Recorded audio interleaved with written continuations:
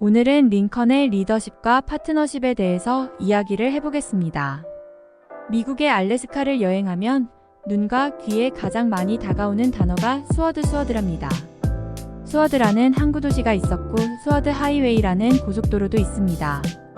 마치 한국에서 세종이라는 이름이 여기저기 쓰이는 것과 같습니다.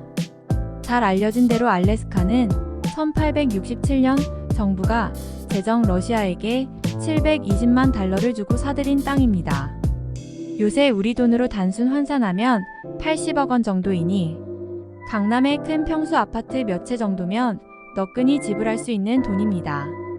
그러나 150년 전의 달러 가치로 보면 미국 정부가 부담하기에 벅찬 거액이었다고 합니다. 알래스카 매입을 주도한 인물은 윌리엄 스워드 당시 국무장관이었습니다.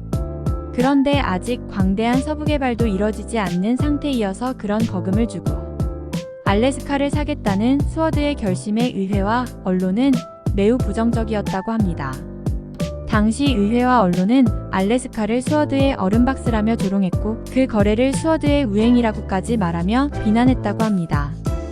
미국의 미래를 내다보며 알래스카의 영토적 가치를 평가했던 스워드 장관은 사면초가의 상황을 극복하고 끝내 이 땅을 매입하는 데 성공했습니다. 당시 스워드 장관은 물론 핵무기나 핵잠수함 시대를 예견하지 못했을 것입니다. 그러나 알래스카의 매입 덕분에 한 세기가 지난 후 미국은 그 땅 면적을 뛰어넘어 사실상 거대한 태평양을 내처럼 사용하며 팍스 아메리카의 세계 전략을 펼칠 수 있게 된 것입니다. 그때 내가 만난 알래스카 사람들은 스워드 장관의 리더십이 없었다면 알래스카는 러시아의 땅으로 남아 수천 기의 핵미사일이 미국을 향해 배치되어 있었을 것이라고 말합니다. 그러니 알래스카 사람들에게 스워드 장관은 본토 사람들에게 조지 워싱턴과 같은 존재라고 해도 틀린 비유는 아닐 것입니다. 스워드는 앤드루 존슨 대통령의 국무장관으로서 알래스카 매입을 적극 추진했지만 그를 처음 국무장관에 임명한 사람은 링컨 대통령이었답니다. 스워드와 링컨은 공화당 대통령 후보 지명전에서 치열하게 싸웠던 경쟁자였습니다. 스워드는 사실 링컨보다 훨씬 화려한 경력을 가진 정치인이었습니다. 야권의 뉴욕 주지사와 연방 상원의원에 각각 2번씩 당선되었으며 젊은 변호사 시절부터 급진적일 만큼 흑인 인권 보호에 적극적이었다고 합니다.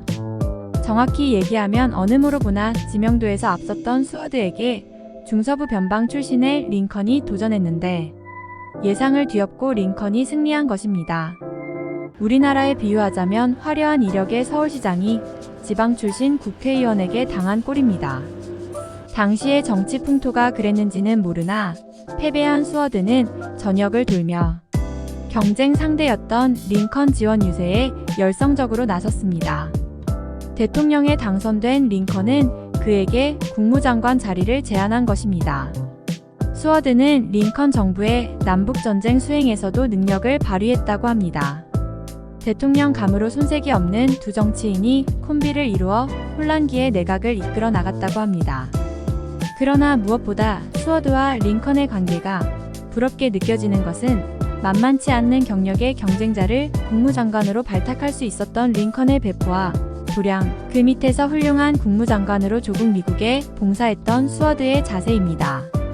링컨이 미국인에게 위대한 것은 두 동강난 나라를 통일했기 때문입니다.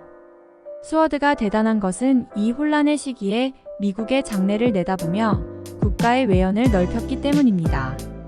역사에서 가정은 쓸데없는 일이지만 링컨과 스워드가 없었다면 오늘날 미국의 모습은 전혀 달라졌을 수도 있습니다. 야수들의 흙탕 싸움을 방불케 하는 우리나라 정치판을 보면서 링컨 시대의 정치, 리더십과 정치 파트너십을 다시 한번 떠올려 봅니다.